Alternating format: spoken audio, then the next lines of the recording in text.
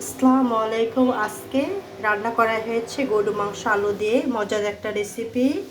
গরু মাংসের সাথে আলু দিলে একটু মজা লাগে, খেতেও কিন্তু অনেক ভালো লাগে। এই কারণে গরু মাংস দিয়ে আলু দিয়েছি। দেখতে পাচ্ছেন কতটা মজা হয়েছে। ঝোল তরকারি ভাত দিয়ে খেতে কিন্তু অনেক সুস্বাদু লাগবে, সেভাবে রান্না করা হয়েছে। দেখতে পাচ্ছেন কতটা সুস্বাদু হয়েছে, খেতেও কিন্তু অনেক মজাদার।